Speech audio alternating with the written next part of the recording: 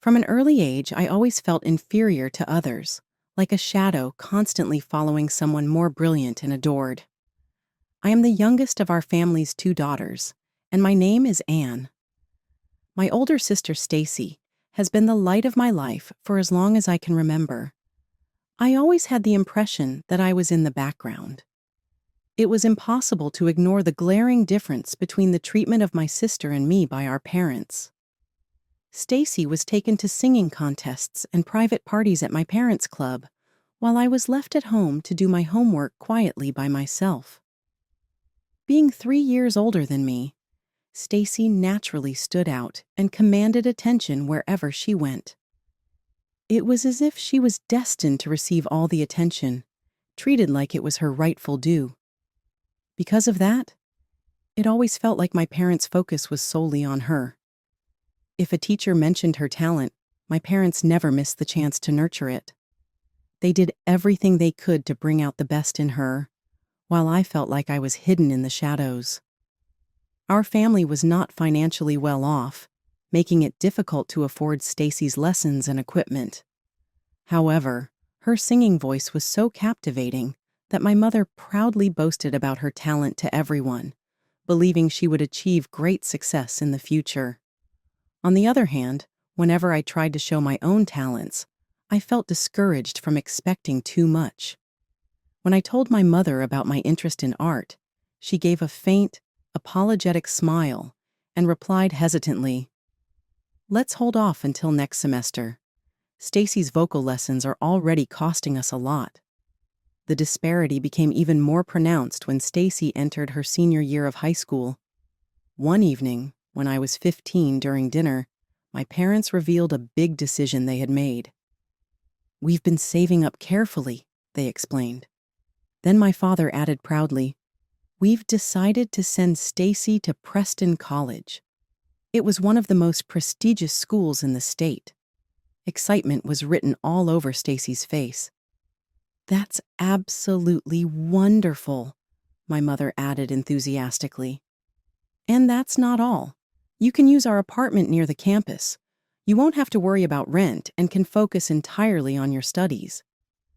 Upon hearing this, I silently pushed the peas around on my plate. There was no need to hide how I felt, because no one cared about me anyway. All the attention in our house was directed toward Stacy's bright and cheerful face. Her smile stood out, and it felt as though my existence was fading away. That night, as I lay in bed, I could hear Stacy talking excitedly about her dreams.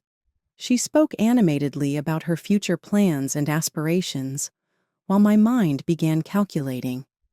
Having seen how much money my parents had spent on Stacy's tuition and living expenses, along with providing her a free apartment, I started to think calmly about how I could fund my own education. Gradually, I began to realize that, in this situation, I couldn't expect the same kind of support.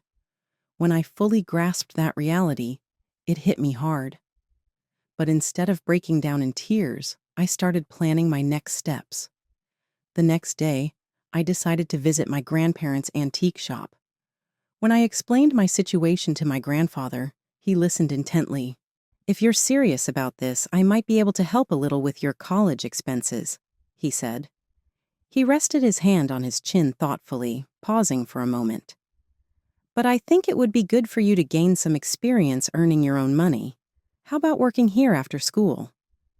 And so, everything began to move forward.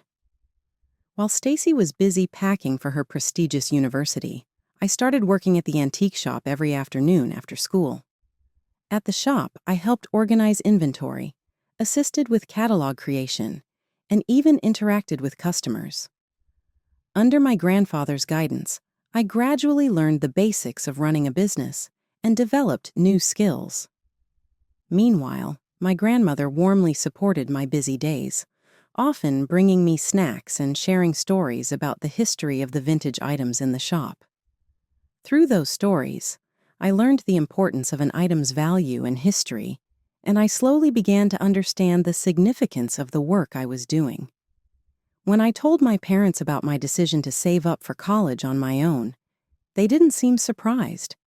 Instead, they looked relieved, as though they were reassured by my determination to find my own path.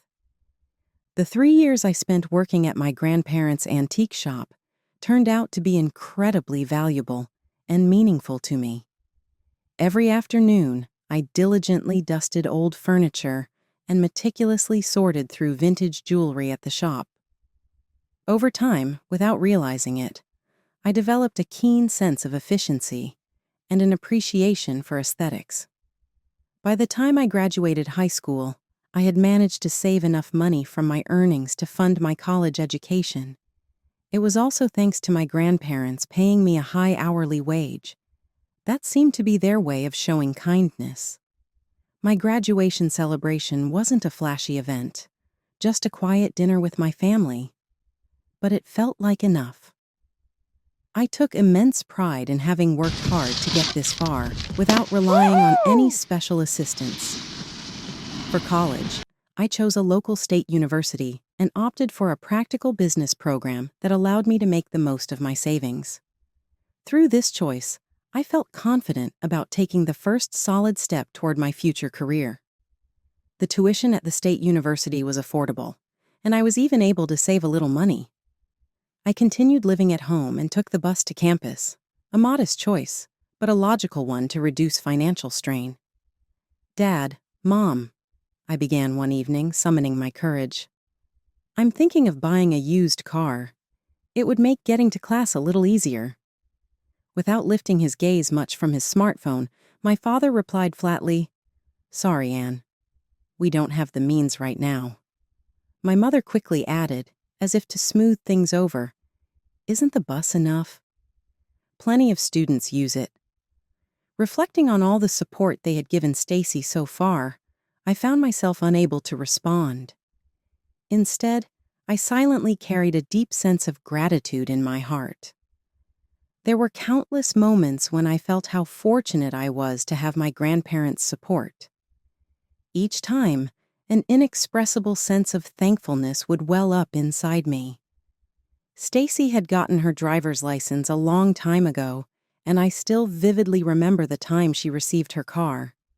Back then, I had just finished my first year of college and was relieved to have made it through my spring finals. But at that time, our house was filled with a special excitement and energy. The reason was that Stacy had finally graduated from Preston College and was about to move on to the next stage of her life. To celebrate Stacy's graduation, my parents organized an elaborate party, inviting relatives, friends, and neighbors.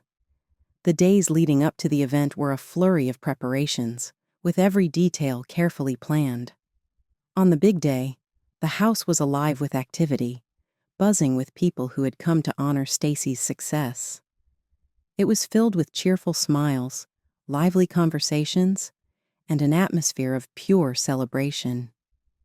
I was in the kitchen, engrossed in arranging appetizers on plates, when Stacy suddenly walked into the room. Next to her was Joe, the boyfriend she had dated during her college years. The two of them entered the room, leaning into each other as if they didn't have a care in the world. The scene was like something straight out of a movie, with natural smiles spreading across both Stacy and Joe's faces. Everyone around was captivated by their glow, and in no time, their presence commanded the room's attention. As they entered, Stacy addressed everyone gathered with a cheerful expression. "I'm engaged to Joe." The room erupted in cheers and congratulations, suddenly filling with a warm and bright atmosphere. Mom, overwhelmed with emotion, had tears welling up in her eyes as she looked at Stacy. Dad, on the other hand, expressed his joy by giving Stacy a hearty pat on the shoulder. The pat was so forceful that, for a moment, I worried Stacy might lose her balance. Still, in that moment, family and friends celebrated together, and a warm sense of unity filled the air. However, even in this joyous moment, an unexpected event was still waiting to unfold. The surprising moment came when Joe began to speak. He started talking in a gentle, sweet voice, and his words surprised everyone, and left a lasting impression. After the wedding, we're planning to move to Connecticut. My parents run a very successful business there, and they've invited us to join them. We're set to take it over. Hearing this, Mom's tears flowed even more freely, falling in large drops. My daughter and her husband are embarking on such an amazing path, she murmured emotionally. Dad puffed out his chest and said in a proud, booming voice, "I always knew you'd achieve something great." I stood quietly in the corner of the room, watching the scene unfold. No one seemed to acknowledge that I had completed my first year with a perfect 4.0 GPA, all while juggling school and a part-time job at a local cafe. But I had grown accustomed to that. During my second year of college, much of my time was spent helping prepare for my sister's wedding. Even so, I diligently pursued my studies and progressed. My parents devoted themselves to planning a perfect wedding for their child. They took out substantial loans for the venue, catering, flowers, music, and more. No expense was spared for Stacy and Joe. The wedding itself was a grand and emotional affair, with Stacy shining as the star of the day. After paying for my bridesmaid dress myself, I wore it proudly and watched my parents dance happily, feeling proud of them. They had spared no expense in creating a wonderful wedding. After Stacy and Joe moved to Connecticut, I understood the reality that my parents would be repaying the loans for years. That evening, as I was watching TV, Mom came up to me and said, "I need you to start paying for living expenses." I was a little taken aback by the sudden request. What brought this on? I almost blurted out the thought in my head. "You gave Stacy a free apartment." Dad sat uneasily in the recliner he rarely used. The wedding loans were still outstanding, even though they had a little breathing room now. I couldn't believe what I was hearing. I spoke with a slight tremble in my voice. "I've never once asked you for anything. I've worked part-time to pay for my tuition and taken the bus everywhere." Mom raised her hand to stop me. Then she and Dad exchanged a silent look, the kind they often shared when deciding how much to spend on Stacy's other activities. After a while, I responded, "Fine."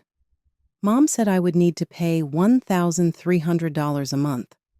I wanted to argue further, but I knew it would be pointless. "All right, I'll pay $1,300 a month." From that month on, I began paying $1,300 in living expenses each month.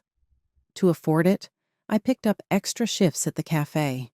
I often worked between classes or stayed until closing. Balancing work and studies left me with almost no time to sleep. My final year of college passed in a blur. Carrying textbooks and my cafe apron every night, I stayed up late studying. Before I knew it, graduation day arrived. While my classmates prepared for grand parties and celebrations, my parents decided on a quiet dinner at home, inviting only my grandparents. Unlike Stacy's lavish catering, we sat around the dining table eating homemade lasagna. Grandma reached across the table to gently take my hand. "Dearest Anne, I'm so proud of you," she said softly.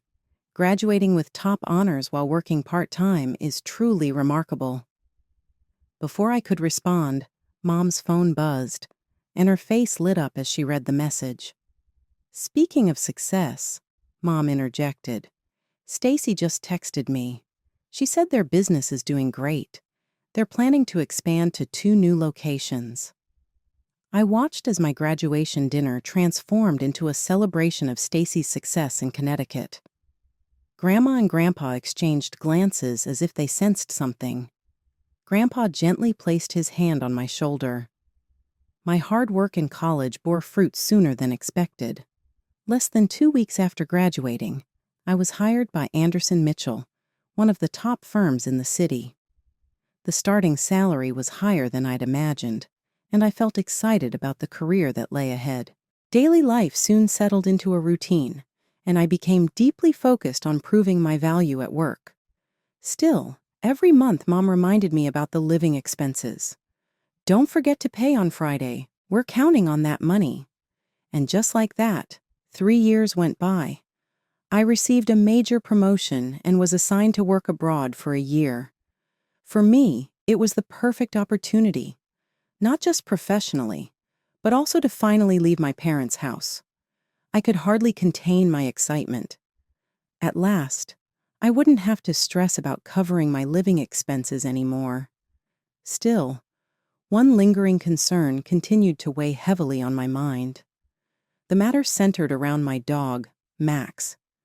Leaving Max behind was a bittersweet reality I had to face, but it was a necessary decision for the sake of my job. My biggest worry was finding the right person to take care of him in my absence. Max was an important part of my family, and I wanted to leave him with someone I trusted.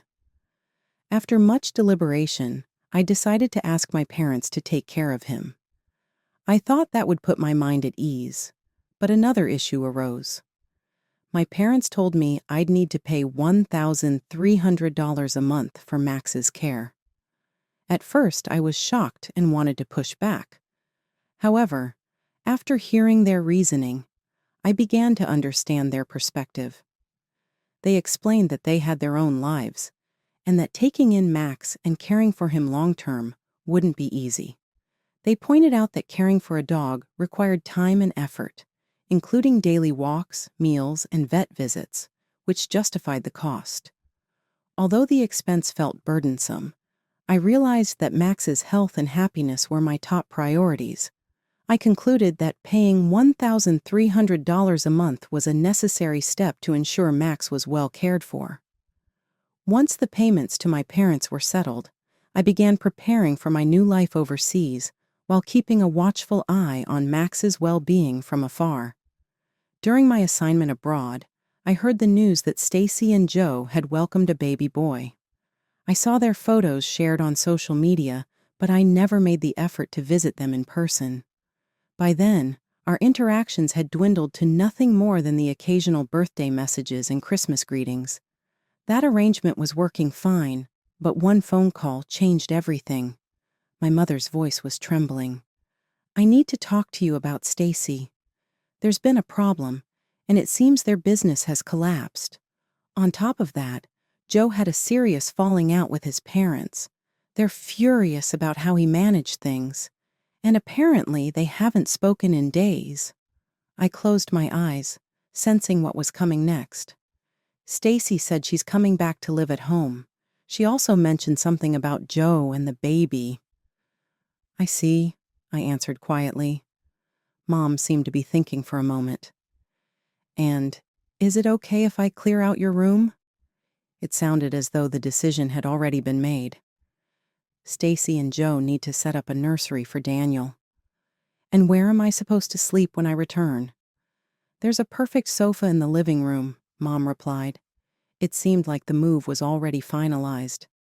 "You're joking, right? Why my room?" Mom's tone turned sharp. "Stop being so selfish. Stacy has a baby. That baby needs a proper room." With those words, I had no choice but to accept that my room would be overtaken by a crib and other baby items. My belongings were hastily piled into a corner of the living room. With my sister's family moving back into the house, space became cramped.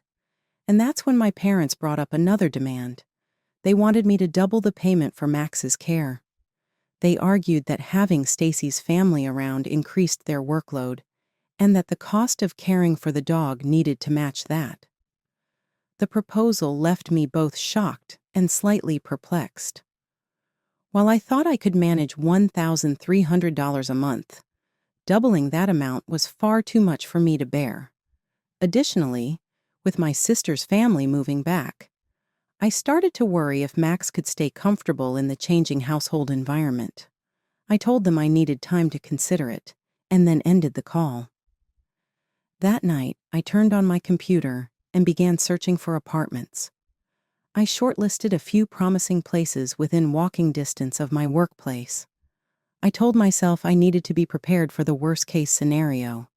After careful consideration, I made a calm decision to leave home and take Max with me.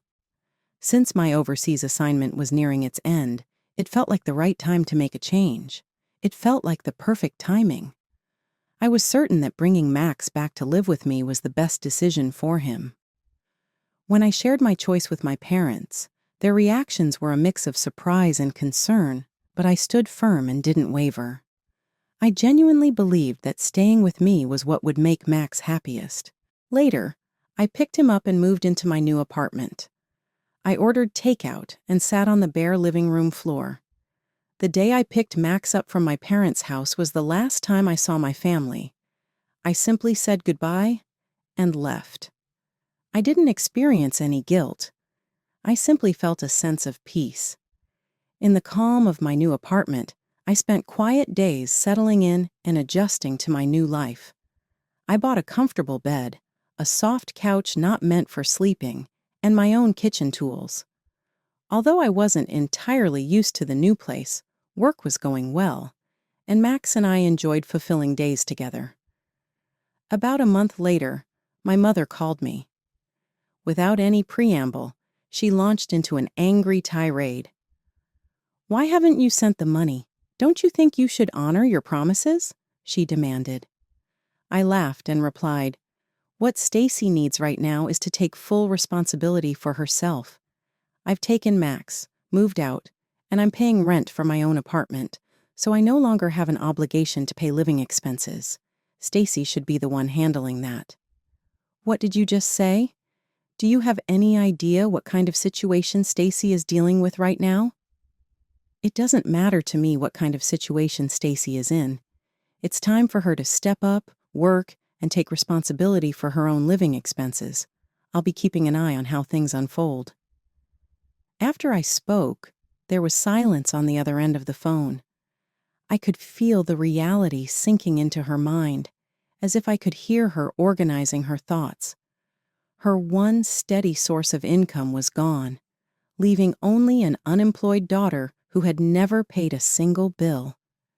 Suddenly, Mom's voice softened with a sweetness I recognized from when she used to ask for favors when I was a child. "Don't rush. Can't we figure this out together?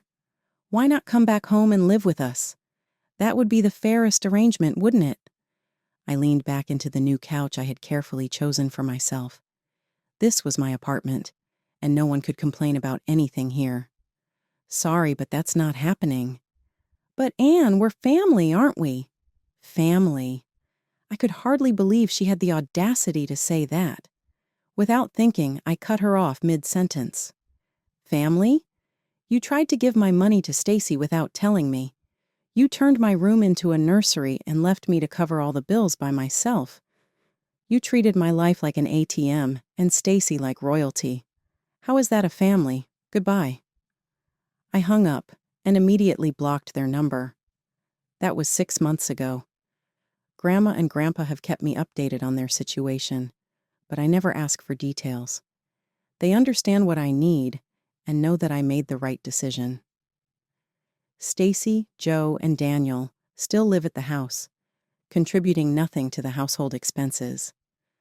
I've heard that my parents are struggling to get by with the loan still unpaid. They've even gone around asking relatives for money, but the truth about how they favored Stacy over me has spread. No one is willing to lend them anything.